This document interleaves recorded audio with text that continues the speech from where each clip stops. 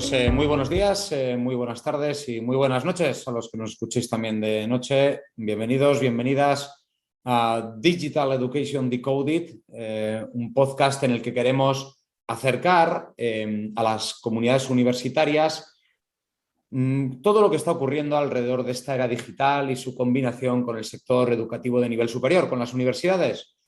¿Estamos ante un cambio de era digital o ante una era digital en cambio? No lo sabemos todavía, pero lo que sí sabemos es que las universidades estamos en medio de esa era de cambio. Así que queremos empezar hoy una serie en la que vamos a ir contando con expertos, con expertas del sector TIC en las universidades para tratar temas de actualidad. Y cómo no, en un momento de tanta conversación alrededor del ciberespacio, porque está el espacio, está el ciberespacio y está el mundo terrestre, hay muchas capas, pero en ese mundo del ciberespacio están pasando muchas cosas y para ello queríamos contar con Andrés Prado, director TIC de la Universidad de Castilla-La Mancha. ¿Qué tal, Andrés? Muy buenas, muchas gracias, Alex. Muchas gracias a todos por escucharnos y encantado de estar en esta iniciativa. Muy bien, pues gracias a ti y bueno, queríamos también saludarte pues, por tu vínculo, por tu actividad, por tu ocupación, por hacer entornos seguros, que entiendo que es al final lo que hacemos con la ciberseguridad.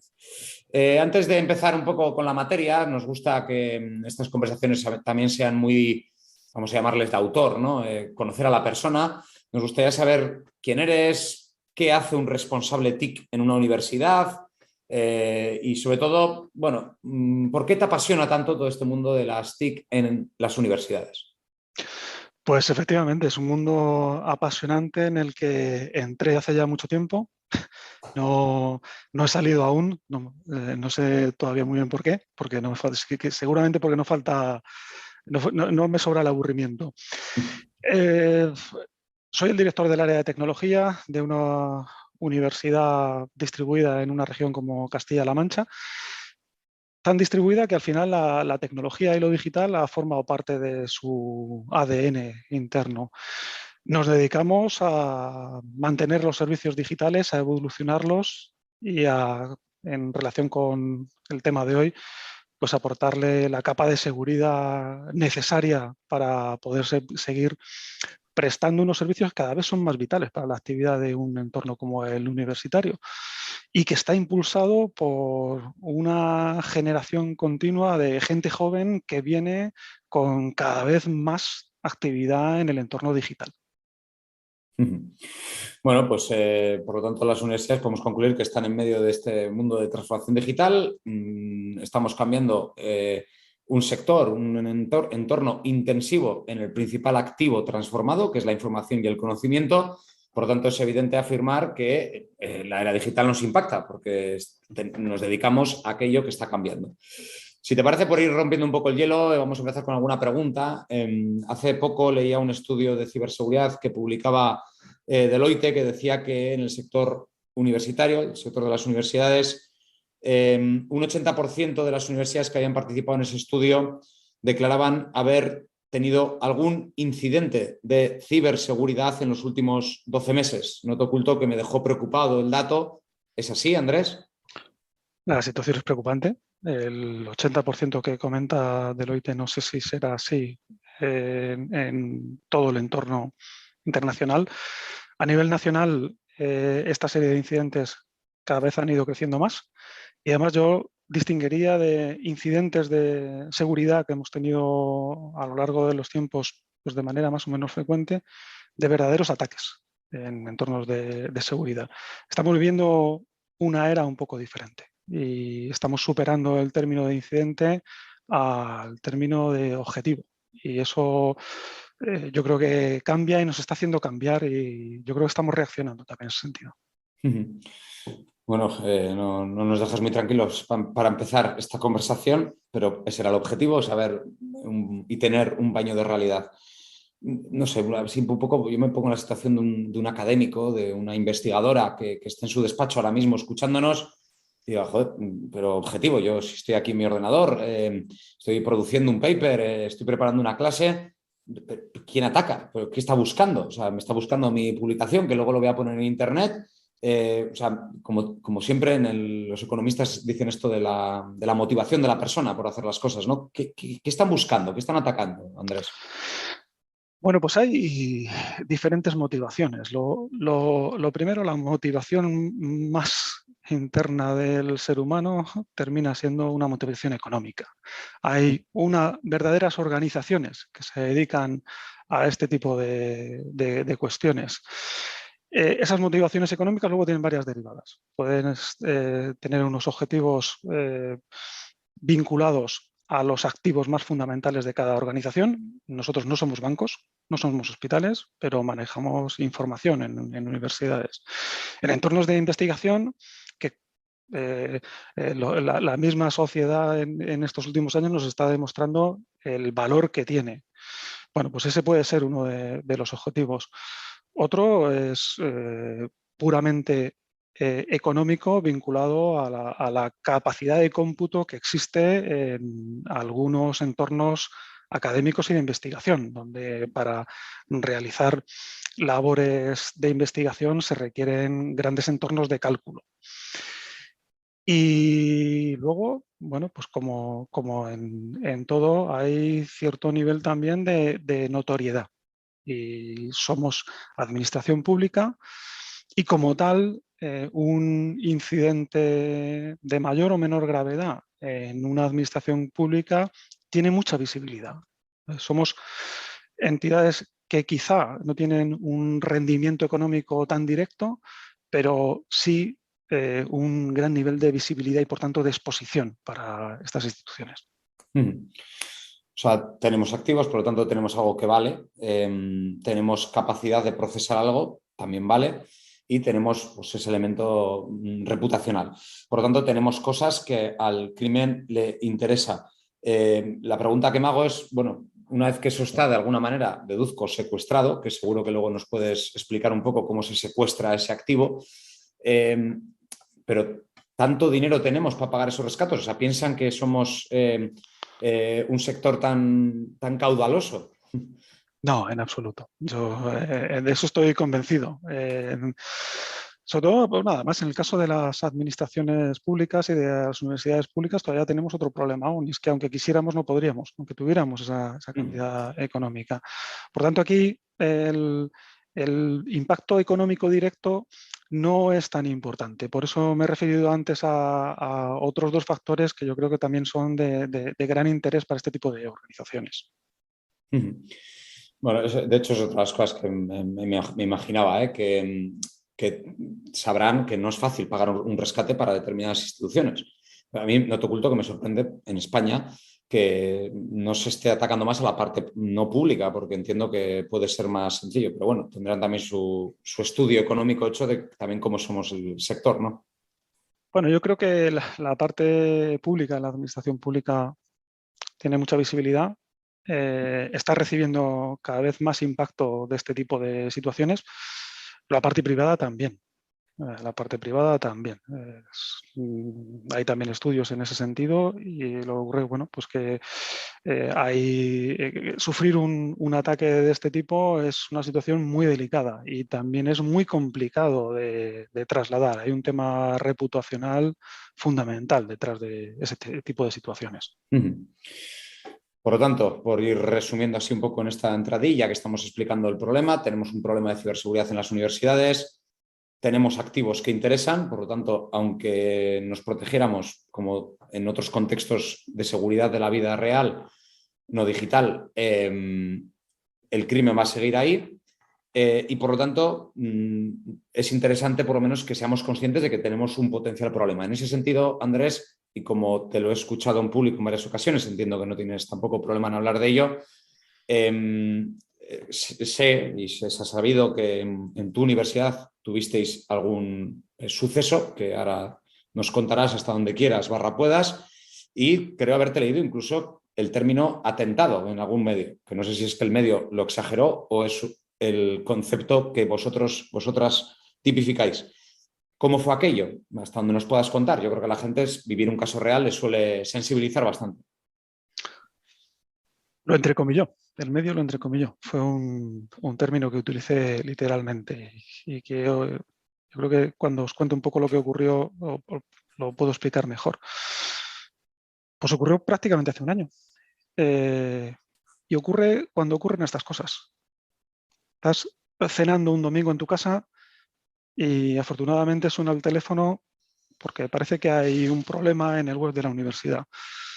Ese web no tenía un problema como los habituales, técnico. Cuando analizamos la situación vimos que la información sobre la que el web está funcionando estaba cifrada. Es decir, no podíamos acceder a la información porque estaba completamente ilegible. Evidentemente esto no ocurre porque sí. En ese momento nos damos cuenta de que estamos siendo víctimas de un ataque. Desconectamos la universidad de Internet, no sabíamos lo que estaba pasando, fue la primera medida. Nos desplazamos a las instalaciones de la universidad. Además fue un momento, si os acordáis, en plenas restricciones. Yo tengo la imagen grabada de ir con el coche con la ciudad prácticamente a oscuras, sin nadie, algún coche de la policía, que digo, bueno, si me para, la excusa es tan inaudita que seguro que se la creen. Llegamos allí, nos dimos cuenta que no había sido solo el web, sino que multitud de entornos estaban cifrados. Además, ya en ese momento identificamos que no estaba absolutamente todo cifrado, sino que había elementos esenciales. Por tanto, el incidente no era tal. Ya lo categorizamos como ataque porque identificamos que los objetivos habían estado clasificados. A partir de ahí, bueno, pues confirmamos que se trataba de un ataque de los denominados de ransomware, que el modo de funcionamiento es este. Alguien accede a los entornos de la universidad, de cualquier organización, activa un cifrado en máquinas. Nos damos cuenta un domingo porque realmente estas cosas ocurren los fines de semana para tratar de pasar desapercibidas. Y bueno, pues a partir de ahí empezamos a tomar medidas de desconexión, apagado, comunicación, mucha comunicación. Nuestro equipo de gobierno, también a la mañana siguiente directamente a nuestra comunidad universitaria. Trabajo con especialistas. Las universidades no tenemos recursos del nivel de especialización que tienen las organizaciones atacantes. Esto es así y lo importante es asumirlo y tratar de responder adecuadamente. Y a partir de ahí, pues trabajamos con especialistas de manera conjunta, con un equipo de gente que también yo me gustaría destacar, son funcionarios públicos. Yo creo que tenemos la visión de los funcionarios de los manguitos, pero aquí ha habido un equipo de funcionarios trabajando a destajo para levantar los servicios digitales de una universidad pública y que se pudiera seguir dando clase y que sus investigadores pudieran seguir investigando. Y fuimos recuperando servicios siempre bajo la visión de volver a la actividad con un nivel de seguridad mucho más alto. Nos preocupaba mucho que no tuviéramos una segunda oleada de ataques. Y bueno, progresivamente, con mucho trabajo, mucha comunicación, también mucho apoyo de nuestra comunidad universitaria, de nuestros centros, de nuestros profesores, nuestros estudiantes, que supieron desde el primer día lo que estaba ocurriendo y lo que estábamos haciendo, pues conseguimos poco a poco volver a una nueva normalidad.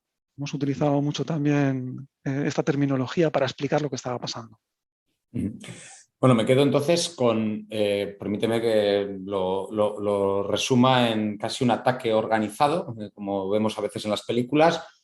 Te he escuchado decir el término elementos clasificados, es decir, que estaba una serie de activos concretamente dirigidos. Ahora vamos a hablar un poco de ello. Has dicho cifrado, que entiendo que es una manera de no hacer accesible para cualquiera ese contenido, porque al ser bits entiendo que se pueden clonar n veces. Lo clonarás n veces, pero si no lo puedes leer, tienes un problema. Y entiendo que ahí es donde entra este concepto del ransomware, que es básicamente está cifrado, si lo quieres descifrar me tienes que pagar, ¿no? Entiendo que este es un poco el mecanismo. Por lo tanto, es un ataque dirigido completamente. Sí, de ahí el término atentado que yo Claro, utilizaba. Esto en el mundo físico, efectivamente, no hemos tenido afortunadamente pérdidas humanas. Ojo, no hemos tenido pérdidas humanas, pues somos una administración pública que nos dedicamos a la educación. Hay administraciones públicas que se dedican a la salud. claro. Esto, tener cuidado. Pero en un atentado en el mundo físico hablamos de destruir elementos, infraestructuras clave. Esto fue lo que nos ocurrió a nosotros. Lo que pasa es que esas infraestructuras son digitales. Efectivamente, esa destrucción se basa en hacer ilegible toda la información sobre la que estamos trabajando. Y eso se realiza con un software que permite a los atacantes hacerlo y que es imposible de descifrar, volver a hacer legible la información si no tienes la clave con la que se ha realizado el cifrado. La extorsión se realiza por la consecución de esa clave. Nosotros tuvimos una nota que nos confirmó que aquello era un ataque y la tipología de ataque de la que se trataba. Evidentemente no nos pusimos en contacto con ellos, pero es la situación en la que se ven inmersas muchas organizaciones, incluso un entorno de negociación que no deja de ser una extorsión. Sí, sí. No, totalmente. Bueno, la verdad es que gracias también por contarlo con esta franqueza y bueno, me alegro mucho que hayáis podido recuperar esa nueva normalidad. En este contexto de nueva normalidad, hemos en esta primera parte expuesto un poco el campo, pero en esta nueva normalidad me gustaría hablar un poco ahora en clave en esta sección de tendencias, ¿no? Bueno, por dónde están las universidades ahora mismo, por lo menos en España. Entiendo que para atacar algo tiene que estar conectado a algo. Entiendo que en ese concepto de estar conectado a algo estarás conectado a Internet. Ahí es donde se está produciendo un movimiento importante de migración de servicios a lo que se llama la nube. En este sentido, no sé si la nube es más peligrosa o no. No sé si la nube depende de si es más peligrosa o no. No sé si las universidades estamos abocadas a estar en la nube. No sé si es mejor tenerlo todo aquí en nuestra propia infraestructura. No sé cuál es tu valoración. En clave más de tendencias, ¿no? De hacia dónde va esto, considerando no solo el factor económico, también, evidentemente, el factor de la seguridad, claro, que es un trade-off al final siempre presente. Bueno, son dos términos que se mezclan mucho, ¿no? Seguridad y cloud. Mi visión es que el tema de cloud es un paso o una tendencia que ya es un presente y sobre el que las universidades en general, en una medida u otra, estamos abocados a ir en un modelo u otro, y hay varios y cada uno en las circunstancias que tiene puede apostar por un otro. Lo que es importante es evaluar el riesgo que supone, del mismo modo que se evalúa el riesgo que supone tener infraestructura de información en las instalaciones de la universidad, y establecer las medidas de mitigación de riesgos, de minimizar ese riesgo, adecuadas a ese entorno. Yo, aunque estamos hablando de tendencias, me gustaría hacerme también un poco eco de lo que nos ocurrió. Fíjate, en nuestro caso, la adopción de cloud, y lo he comentado también en varias ocasiones, nos ha hecho poder reaccionar mejor. Hay determinados entornos de cloud que te aportan mayor resiliencia ante este tipo de ataques, ¿no? Estos tipos de ataques de ransomware están basados en voy a cifrarte la máquina. Hay entornos de cloud donde ese concepto de máquina no existe y por tanto ese ataque es muy difícil que se produzca. Efectivamente hay otros riesgos, pero yo creo que se trata de adoptar una tendencia que existe, que aporta unos beneficios importantes en cuanto a flexibilidad, costes económicos, agilidad, y tomar las medidas preventivas que requiere unos entornos como el cloud, que son diferentes. Bueno, muy interesante, como todo en la vida, tiene costes de oportunidad. En esta clave de tendencias, otro de los datos que preparando esta conversación tan enriquecedora contigo encontré y me llamó la atención fue otra vía de ciberataques que está siendo el secuestro de la capacidad de cómputo de un ordenador para minar criptomonedas. sin querer ahora abrir otro campo, seguramente igual de fascinante, como es el campo de la descentralización de la sociedad y las criptomonedas, pero es evidente que hay mucho dinero ahora mismo, mucha especulación, etcétera, etcétera. Por lo tanto, sabiendo que ese algoritmo que busca el consenso para registrar la transacción necesita de mucha capacidad de cómputo, evidentemente para un delincuente que busca su lucro, dice, pues si encuentro un ordenador que tenga mucha capacidad de cómputo, lo puedo secuestrar para producirme esas criptomonedas. He encontrado, y lo dejaremos en las notas de este episodio, algún caso que se ha dado en alguna universidad alemana y también en alguna universidad escocesa. Antes has hablado de que esto fue parte también de lo que puede ocurrir, ¿no? O lo que ocurrió. Que te secuestren para computar, para procesar algo. Y seguro que muchos de los que nos escuchan, esta abstracción es compleja de imaginar porque igual piensan que es un Word, un PowerPoint lo que quieren procesar. No, lo que quieren procesar es una cosa realmente compleja. ¿Es esto algo que crees que se va a quedar y va a ser un problema cada vez mayor ante el auge de las criptomonedas? ¿Crees que es algo que se debiera regular? Bueno, como tú dices, el tema de la cripto da para otro podcast interesantísimo. Lo que a nosotros nos ocupa, efectivamente, hay mucha capacidad de cómputo en las universidades y como comentábamos antes, una de las motivaciones o la motivación fundamental al final es económica. Esta es una vía de obtener un rendimiento económico rápido, poner mucha capacidad de cómputo a realizar este minado de criptomonedas. Son activos importantes en el entorno universitario a los que hay que proteger especialmente, pero proteger dentro de las mismas medidas de protección que estamos adoptando en general con los servicios universitarios y con las infraestructuras que entendemos de una manera más crítica. Aquí la diferencia es que la propia naturaleza de las universidades en general ha sido una naturaleza de entornos abiertos, muy abiertos y de mucha colaboración, de una actividad colaborativa muy intensa, de grupos interdisciplinares, de grupos de centros de investigación distintos, de universidades diferentes, donde necesitaban mucha capacidad de comunicación y mucha capacidad de cómputo compartida. Bueno, pues estamos en una nueva normalidad. Esos entornos de colaboración deben seguir manteniéndose, pero deben de adoptar unas medidas de seguridad al nivel del riesgo que ahora mismo está suponiendo. Bueno, a nivel de tendencias nos queda claro que este mundo cloud pues trae unas ventajas que por lo tanto es interesante que se pueda observar y vemos también que la ciberdelincuencia también es otra tendencia. Evidentemente va a seguir respondiendo a incentivos. Si hay dinero rápido y fácil en un lugar, ahí va a estar. Por lo tanto, es importante entender al final cuáles son nuestros activos en una universidad a nivel tecnológico. Y nos queda claro que lo podemos resumir en activos de cómputo y activos del dato.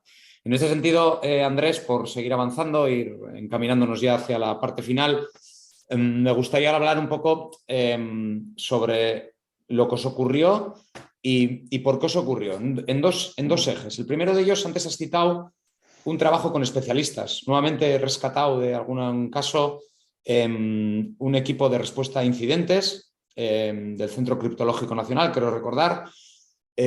¿Quiénes son? ¿Es como un grupo policial de élite? O sea, ¿cómo nos lo tenemos que imaginar? ¿Vestidos también de uniforme?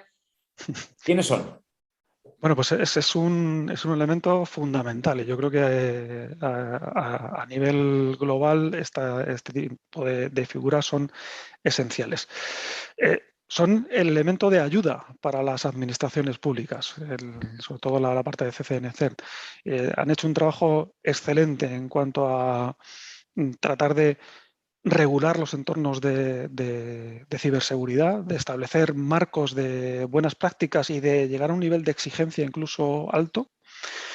Aportan también una cantidad ingente de buenas prácticas para entornos de tecnología concretos, incluso para el entorno de universidades también hay documentación específica y trabajo conjunto con ellos.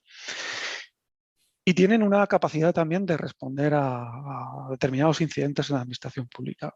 Pero como comentábamos al principio, al final estamos hablando de dimensiones muy diferentes. Y yo creo que aquí hace falta una reflexión general a nivel nacional, y yo creo que se está empezando a dar. Estoy viendo también algunas iniciativas en cuanto a centros de operación distribuidos, conjuntos, alineados con el CCNCERT. En nuestro caso, evidentemente tuvimos contacto con el CCNCERT. Apostamos por la colaboración público-privada en nuestra situación. Creo que es una herramienta también absolutamente fundamental en entornos de ciberseguridad y específicamente de respuesta ante incidentes, donde la casuística puede ser muy variada, las tecnologías afectadas muy variadas, y donde es necesario conocer claramente el entorno y el modo de funcionamiento para volver a recuperar los servicios, en nuestro caso en una universidad, en una administración pública, con la demanda que la sociedad lo exige y con el impacto que tiene todo lo digital en la actividad diaria de una administración. Bueno, nos queda claro un poco para imaginarnos qué personas son. Y justo en este último punto que decías ahora está mi siguiente gran duda siempre. ¿Qué verán en una universidad? Y tú y yo estamos dentro de dos universidades. ¿Qué verán? Porque datos personales, ¿vale? Pues somos colectivos grandes. Habrá cuentas bancarias, habrá datos personales que en la parte no visible de Internet, eso que se llama la dark web, sabemos que se paga mucho por eso. Sabemos que hay mercado para eso. ¿Estarán buscando patentes? ¿Están buscando simplemente romper la operativa porque saben que vamos a pagar un rescate? Es decir, cuando antes nos hablabas de los activos digitales del conocimiento, ¿realmente qué tenemos las universidades para que seamos un blanco de la delincuencia? Bueno, pues yo creo que lo hemos comentado también. Tenemos una actividad investigadora muy alta y eso cada vez se está viendo el impacto que tiene a nivel social. Es verdad, hay datos personales y esos datos personales también en una gran parte residen en los sistemas de información universitarios. Hay recursos de computación y eso ya lo hemos comentado también antes. Son atractivos para otro tipo de ataques. Hay una exposición muy alta, pues somos administración pública, hay un tema de reputación, de visibilidad de quien ha realizado el ataque. Y luego no nos olvidemos también, somos entornos muy abiertos y somos entornos también donde una organización de este tipo puede utilizar como entorno primario para desatar después algún ataque mucho más complejo. No descarto que haya incidentes de este tipo que han servido de puro entrenamiento. Pues la verdad es que nos queda muy claro y también nos invita a pensar un poco en el rol que tenemos en la sociedad. Y en este sentido, para terminar ya con las preguntas y pasar a una fase final en la que nos gustaría reflexionar contigo del futuro, me gustaría preguntarte por una de las partes clave en este ecosistema que todavía no ha salido, que es el usuario, ¿no? El papel del usuario, se dice mucho, ¿no? Esto de que el eslabón más débil es la persona, que la responsabilidad de la persona, bueno, pues todo eso que se nos presupone. Pero también, no sé si estarás de acuerdo conmigo, Andrés, yo creo que el desconocimiento del riesgo es tan grande que, por lo tanto, el desconocimiento de la prudencia también es grande. O sea, es como, no es que igual viene un meteorito ya, pero si yo no percibo el riesgo, pues evidentemente no me voy a proteger. Resumiéndolo mucho, porque hay cursos bastante extensos, por lo tanto, deduzco que es un campo muy amplio, pero resumiéndolo mucho, ¿qué tiene que hacer una persona para no incrementar el riesgo de su organización? No conectarse a sitios, no descargar cosas, no hablar con gente. ¿Qué sugieres tú? Pues las medidas realmente son sencillas. Y yo creo que has dado en el clavo. No somos conscientes del impacto que tiene no seguir medidas tan sencillas como las que estamos muy acostumbrados a utilizar.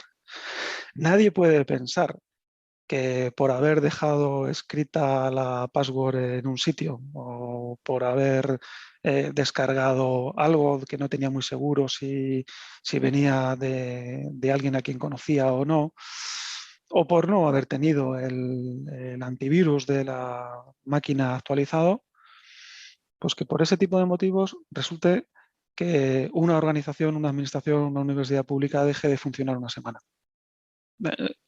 Posiblemente esto así de crudo no lo tenemos interiorizado, y posiblemente también sea culpa nuestra, ¿no?, de no haberlo dicho así de claro. Es que la consecuencia real de esto puede ser un ciberataque. Estamos muy acostumbrados a ver películas y hackers con sus gorros atacando. Al final el inicio es mucho más sencillo. El inicio pasa por alguna actividad de tipo social.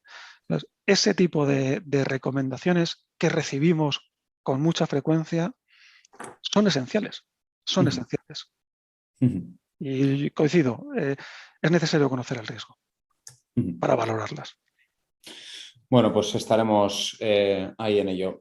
Si te parece, Andrés, por ir ya cerrando, me gustaría situarte en dos, vamos a llamarle, especulaciones, más, digamos, contextuales a un momento en el que estamos grabando este podcast, un mes después de la invasión de Rusia en Ucrania, un mes después de que, por lo tanto, el mundo se enterara que también podría haber una ciberguerra, y un mes después de que pues, numerosos cuerpos militares ya se hayan pronunciado que no están sorprendidos de lo que está ocurriendo. De hecho, le escuchaba hace poco a Pedro Baños, que es un exmilitar español, bueno, ahora está en reserva, creo, ahora se dedica un poco a la divulgación, y él decía que, bueno, lanzaba la hipótesis de que en realidad parte de lo que está ocurriendo también en Ucrania tiene que ver con el ciberespacio. No quiero que nos pongamos ahora, ni tú ni yo, por lo menos yo no, a ser geoestrategas, pero ¿es real que existe una ciberguerra en el espacio? ¿Es verdad que el hecho de que el ciberespacio esté fundamentalmente impulsado por Estados Unidos puede haber provocado también en otras zonas del mundo pues ese efecto pues, de reacción más, vamos a llamarle, militar tradicional? ¿O crees que el ciberespacio necesita un gobierno fuerte en un lugar o crees que se va a fragmentar? Bueno, yo creo que hemos oído, ¿no?, el término este de ciberespacio, además como el cuarto entorno de actividad militar que surge. Estoy completamente de acuerdo en esto. De hecho, lo estamos viendo. Estamos viendo que hay una actividad en términos de ataques en el ciberespacio muy fuerte, y que, de hecho, está iniciada antes que las maniobras militares tradicionales. Ha habido actividad de este tipo previa a la invasión física y terrestre. El término de dominancia de un país como Estados Unidos, pues era evidente. Y efectivamente yo creo que del mismo modo que se detecta que en términos militares hay que tomar posiciones geoestratégicas en función del entorno en el que estás, ha habido potencias que se han ido posicionando claramente. Yo creo que esa dominancia ya no es tal, y que estamos en otro contexto, y en otro contexto fundamental. Hoy mismo leía una noticia relacionada con esta situación, que decía que en Rusia a los perfiles tecnológicos, informáticos, teleco, se les exime a partir de ya de la realización obligatoria del servicio militar. Yo creo que nos da una pista fundamental relacionada con esto que estamos comentando, Alex. Bueno, dejaremos esa noticia porque te la he leído, creo que en LinkedIn hoy. Dejaremos esa noticia también en las notas del episodio, porque totalmente de acuerdo, creo que nos introduce en esa cuarta capa de un conflicto bélico que evidentemente el mundo, sin una conciencia de lo que se circula por el espacio, pues no somos conscientes, y nuevamente pues la seguridad nos vuelve a situar. Y en esta línea también hemos visto que hay zonas de Ucrania que ahora mismo tienen internet por una persona que ha dado internet satelital, que esa persona es Elon Musk, con su famoso proyecto de internet por satélites. Va a aumentar esa tendencia la competencia en el sector de las telecomunicaciones? ¿Crees que Movistar tiene que estar preocupada? ¿Vodafone? ¿Cualquiera? ¿Crees que cuando llegue esto a nuestro entorno podremos tener un Internet más rápido? ¿Qué es esto del Internet por el espacio? Bueno, al final es una evolución natural y fijaos la importancia que tiene ahora mismo Internet y la interconexión, y creo que no somos conscientes de la cantidad de dependencia que hay de tráfico de datos en cables submarinos. Tenemos una dependencia de elementos físicos muy alto. Esta capacidad de abrir nuevos entornos para agilizar la transmisión de datos y llegar a lugares donde por medios tradicionales ha sido mucho más complicado, yo creo que está aquí para evolucionar. Al final las grandes teleco está claro que están viendo el asunto. Musk es un visionario en muchos ámbitos y cada cosa que toca tiene un impacto fundamental. Pero sí, yo creo que viene a ser un poco una historia que en el mundo de las telecomunicaciones ya se ha avanzado, ¿no? Hablábamos del telégrafo, luego del teléfono, de los pares de cobre, de la fibra óptica, y luego hemos hablado del 3G, el 4G, el 5G, la Wi-Fi, el WiMAX. Bueno, ese es el entorno. Y al final de lo que tenemos que quedarnos es con lo vital que es una infraestructura como Internet. Bueno, Andrés, pues oye, la verdad es que agradecerte muchísimo lo claro que lo has explicado, porque ha sido todo como muy concreto y muy específico y sobre todo entendible, pues bueno, siguiendo un poco ese objetivo que teníamos de que se entienda esta tendencia hacia entornos de computación, pues vamos a decir más conectados en la nube, que evidentemente abren nuevos riesgos y sobre todo haciendo una invitación a los y las que nos escuchen a la prudencia y al uso sobre todo cauteloso y pensando un poco en lo que están haciendo, ¿no? Con quién se conectan, qué descargan, qué hacen. Si te parece, por terminar, Andrés, me gustaría que nos pudieras recomendar 3 cosas. La primera de ellas es alguna película, algún libro, algún documental, tanto de esta materia como de otro, que te haya gustado. La segunda, una persona que te inspire, puede ser conocida tanto en la sociedad española como en la sociedad mundial. Y la tercera, ¿qué recomendarías a una persona que escuche este podcast hacer o seguir? ¿Alguna tendencia, alguna cuenta en Twitter? Bueno, no son preguntas fáciles. Yo tengo que decir que te sigo con cierta admiración, así que esto no estaba preparado y aprovecho para sacarte los colores en el primer podcast. Así que recomiendo la newsletter de Alex Rayón, es brutal el trabajo que realiza todos los domingos. Has mencionado un nombre, el de Elon Musk. Yo creo que hay iniciativas que veo más realistas que otras, pero creo que está cambiando cosas y todo agente que sea capaz de cambiar cosas me parece de una admiración brutal. Y en cuanto al aprendizaje, no sé si hemos conseguido transmitir lo que queríamos tú y yo, ¿no?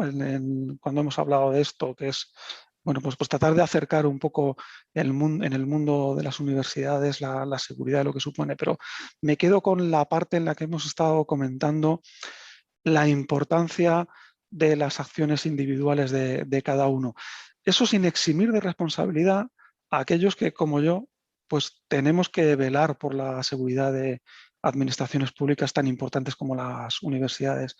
Pero creo que debemos también dar el valor que tiene este tipo de recomendaciones que vamos siguiendo de manera frecuente. Pues oye, muchísimas gracias, Andrés, sobre todo porque bueno, me siento tremendamente halagado que me pongas en una misma frase con Elon Musk, pero bueno, un humilde bilbaíno como yo, por lo menos un placer escucharlo. Gracias y sobre todo gracias también por tu dedicación y por tu implicación a proteger pues, un activo público, que al final es lo que has venido también enfatizando constantemente. y algo que es de todos, que al final es la seguridad y por lo tanto pues nos quedamos con esa última recomendación. Y a todos los que nos escucháis o nos escucharéis, pues bueno, agradeceros también vuestro interés. Esto es lo que queríamos traer en este primer capítulo, un tema de candente actualidad, pero que tendrá continuidad con otras conversaciones en las que procuraremos seguir pues en ese lema de codificar la educación digital, entender las tecnologías que nos rodean, entender el mundo de transformación que nos rodea y, en definitiva, que seamos capaces de seguirlo, de entenderlo y de mejorarlo. Muchas gracias, Andrés, y también muchas gracias a todos los que nos escucháis. Hasta la próxima.